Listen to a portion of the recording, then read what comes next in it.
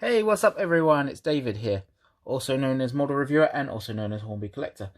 Today's video I've got the Hornby Flying Scotsman, and not just any Hornby Flying Scotsman. This is the Flying Scotsman, how it appeared in 1984 whilst pulling the royal train for the Queen's mother.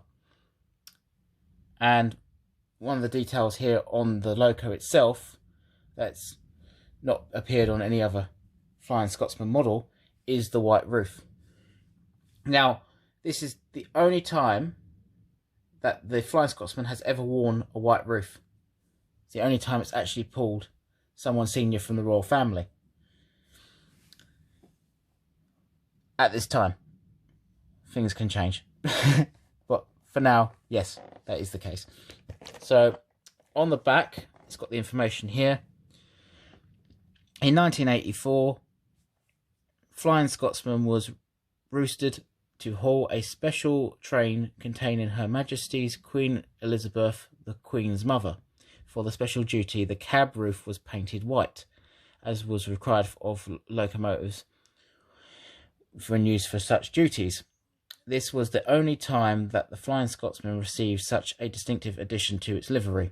The limited edition model has been specifically produced by the Hornby Collectors Club, as I said before. And this one's quite a rare one because they only produced 500. Normally they produce 1,000 models. Don't know what quite happened there. Just kind of lost my train of thoughts for a sec. Anyway, let's get back to the model. So on the unboxing, so you notice that you've got awkward suction. See there, you can see the white roof, quite stunning. So again, what I quite like about the packaging, you can actually admire it without actually having to fully open it. And there's your detail pack in there. I'll get to that in a minute. You've got your standard instructions for the steam locomotives and tender, the DCC ready, DCC fitted and sound. So this is basically a copy and paste what they use for all of their models. And they could have folded this evenly. I mean, look, that's a bit lazy. I mean, come on. Can't you fold it in the middle? Okay. But anyway, as you can see there's the diagram. And basically, these models are more or less identical to the A4s. They use the same running gears, same everything, just different bodies. And actually, some of the tenders, actually all of the tenders are the same.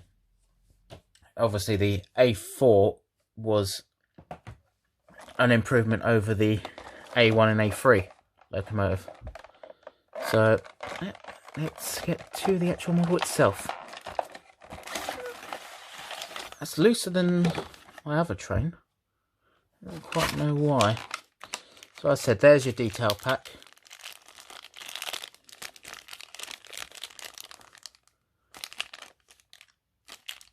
Put that on the front. Your wheel to change if you've got much more generous curves on your layout, but most people don't, so that normally stays in the bag. So let's go to opening the train from its box. It seems that they have decided to sellotape this one for some reason.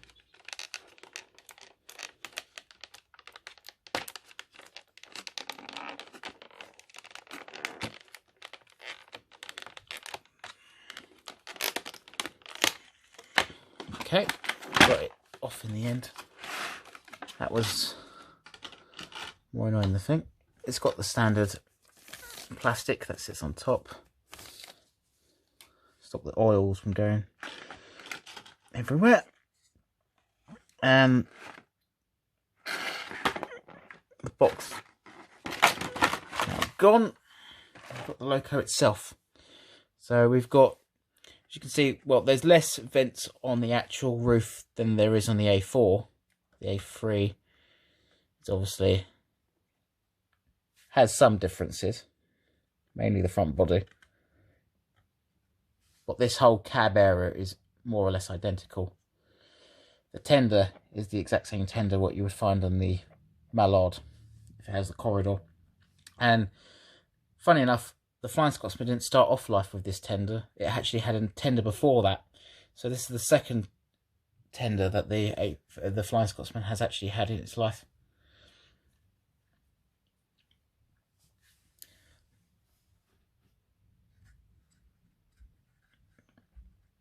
So let's get in the model. It doesn't separate, which is annoying, but I've got more wiggle room to hold it with.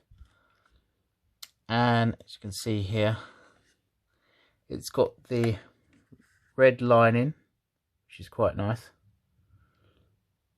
Thing at the back.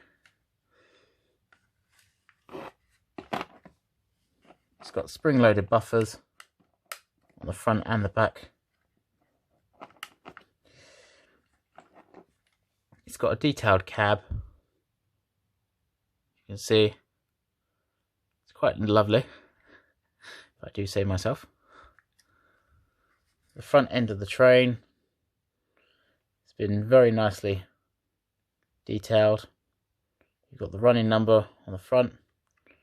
You've got the air brake thing. You've got the coupling chain. The cylinders have been painted in the silver to highlight them. It's got the electrical warnings, the sticker on the actual loco itself. It's got the plaque front, and if I can just get that into the camera or not.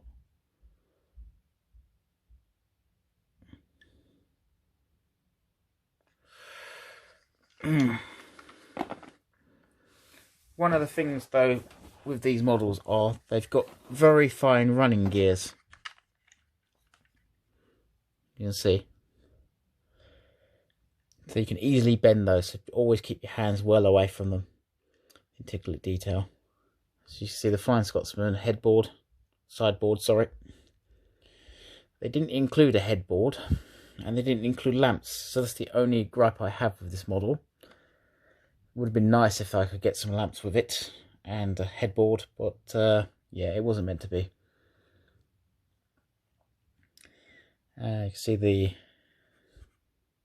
actual application of the writing has been very well detailed.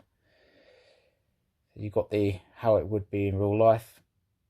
It's made to look like it's more like a three-dimensional, two-dimensional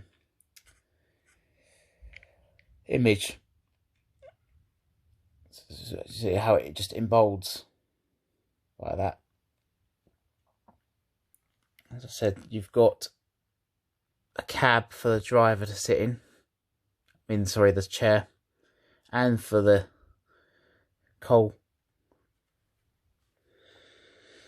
the fireman. And the tender, that's for the water, and this is where the coal area was. And this has the corridor. Now the corridor was a later addition, and what that allowed was the crew could then basically the chief designer, Sir Nigel Cresley, worked out when he went home and he got a bunch of chairs in his dining room, and he put them against one another, and he basically simulated to see what was the bare minimum bare minimum width that you could get away with, and to fit a person through a corridor, to work out basically the bare minimum width of the corridor, so they could fit one in the tender but not lose too much coal capacity. So by doing that, he basically gave the bare minimum, so someone who would be a little bit more say a much larger person wouldn't have the luxury of being able to fit through that narrow passageway. But then funny enough, when it gets to the actual end of the tender, of the corridor, it makes it look like it's a massive corridor, which it's not. You can see there that it's not really that big. So the most Hornby has is once he gets around that corner to then be able to walk through that door. So suck it all in and then release it out when you get to that door. So yeah. So all in all, it's a very nice model.